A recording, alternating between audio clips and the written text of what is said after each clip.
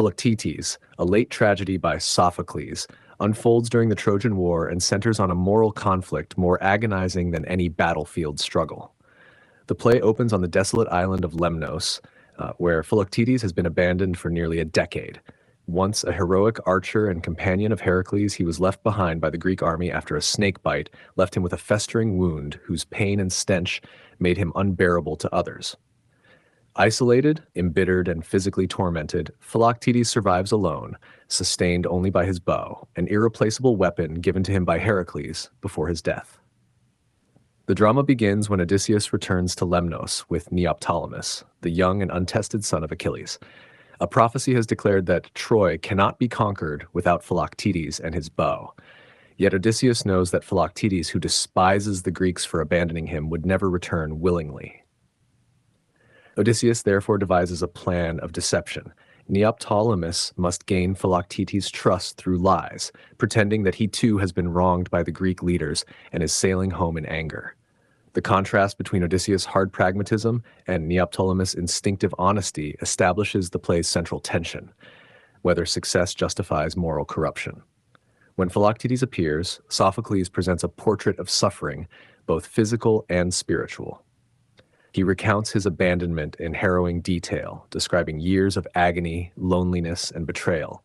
His bitterness toward Odysseus and the Atreidae is fierce and absolute, yet he responds with gratitude and warmth to Neoptolemus' apparent kindness.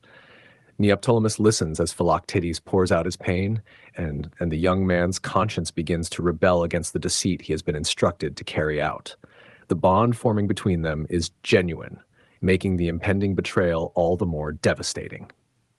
As the plan unfolds, Philoctetes is struck by one of his violent pain episodes, during which he entrusts his precious bow to Neoptolemus for safekeeping. This moment marks the moral crisis of the play. Neoptolemus now holds the means to force Philoctetes back to Troy, but the sight of the older man's helpless suffering pushes him to the edge of confession. Torn between obedience to Odysseus and fidelity to his own sense of honor, Neoptolemus ultimately reveals the truth. The revelation shatters Philoctetes, who reacts with rage and despair at having been deceived yet again by those he dared to trust. Odysseus re-enters and attempts to impose his will by force, arguing that the needs of the many outweigh the suffering of one man. Philoctetes refuses absolutely, preferring death on Lemnos to victory at Troy gained through betrayal. In a striking reversal, Neoptolemus rejects Odysseus' ruthless logic and returns the bow to Philoctetes, even though this act threatens the success of the entire Greek war effort. Sophocles here elevates moral integrity above expediency, presenting Neoptolemus' choice as a hard-won assertion of ethical adulthood. The impasse is resolved only through divine intervention. Heracles appears from above in a deus ex machina, reminding Philoctetes of their past bond and commanding him to go to Troy willingly, where he will be healed and win glory. Unlike Odysseus' coercion, Heracles' authority reconciles necessity with consent. Philoctetes finally agrees, not because he is tricked or forced, but because he is honored and addressed with truth. In Philoctetes, Sophocles offers one of Greek tragedy's most searching examinations of suffering, trust, and moral choice.